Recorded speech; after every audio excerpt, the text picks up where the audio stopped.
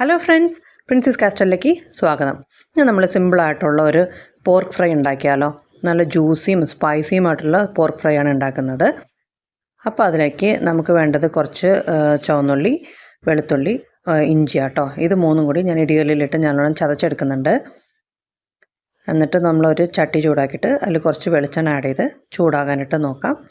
വെളിച്ചെണ്ണ ചൂടാക്കിയതിന് ശേഷം നമ്മൾ ഇടിച്ച് വെച്ചേക്കണ കൂട്ട്, ഇഞ്ചി വെളുത്തുള്ളിയും ചുവന്നുള്ളിയും കൂട്ടിയിട്ടുള്ള കൂട്ട് നമ്മൾ ആഡ് ചെയ്ത് കൊടുക്കാം. ഈ കൂട്ടത്തിൽ ഒരു പിടി കറിവേപ്പിലയും കൂടെ ആഡ് ചെയ്ത് കൊടുക്കാം. എന്നിട്ട് നല്ലോണം ഒന്ന് മൂക്കട്ടെ.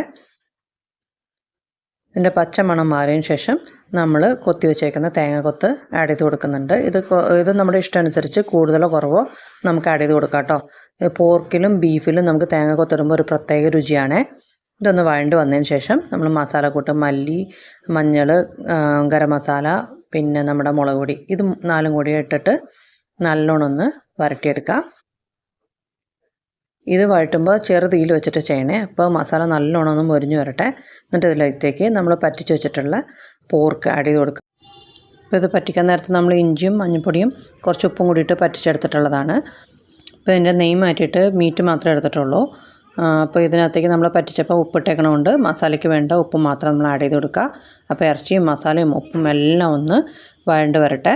അപ്പോൾ അതിനനുസരിച്ച് നമ്മൾ പതിയെ ഇങ്ങനെ ചെറുതീയിലിട്ടിട്ട് വഴറ്റി കൊടുക്കാം. അപ്പോൾ ഇതിങ്ങനെ നല്ലോണം വഴണ്ട് വന്നിട്ടുണ്ട്. അപ്പോൾ നമ്മൾ മസാലയൊക്കെ പിടിച്ച് ഇറച്ചി നല്ലപോലെ വരണ്ട് വന്നിട്ടുണ്ട്.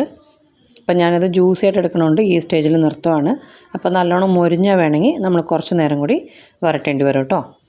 അപ്പോൾ ഇതിനകത്തേക്ക് നമ്മൾ 2 സ്പൂൺ കുരുമുളക് പൊടി ലാസ്റ്റ് ആഡ് ചെയ്ത് കൊടുക്കണം. നമ്മളുടെ ഫൈനൽ പാകമായതിന് ശേഷം. അപ്പോൾ ഞാൻ ഈ പാകത്തിലെടുക്കണോണ്ട് ഇപ്പം നമ്മൾ ആഡ് ചെയ്യുവാണ്. അപ്പോൾ ഇത് നമ്മൾ ലാസ്റ്റ് ആഡ് ചെയ്യുമ്പോൾ നല്ലൊരു പ്രത്യേക മണവും രുചി ഉണ്ടാവും കേട്ടോ ഇറച്ചിക്ക്. അപ്പോൾ ഈ കുരുമുളകും കൂടി നല്ലോണം ഇട്ടിട്ട് ഒന്ന് ഇളക്കി കൊടുക്കുക. അപ്പോൾ നമ്മുടെ പോർക്ക് ഏകദേശം റെഡി ആയിട്ടുണ്ട്.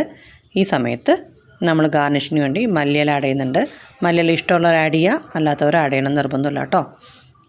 അപ്പോൾ ഏതായാലും ഈ വിഭവം ഒന്ന് ട്രൈ ചെയ്ത് നോക്കുക. ഇത് വീഡിയോ ഇഷ്ടപ്പെടുകയാണെങ്കിൽ ലൈക്ക് ചെയ്യുക, കമൻറ്റ് ചെയ്യുക, സബ്സ്ക്രൈബ് ചെയ്യുക. അപ്പോൾ എന്തെങ്കിലും നിർദ്ദേശങ്ങളോ അഭിപ്രായങ്ങളുണ്ടെങ്കിൽ ഇതിലേക്ക് കമൻറ്റായിട്ട് അറിയിക്കണേ. Thank you for watching.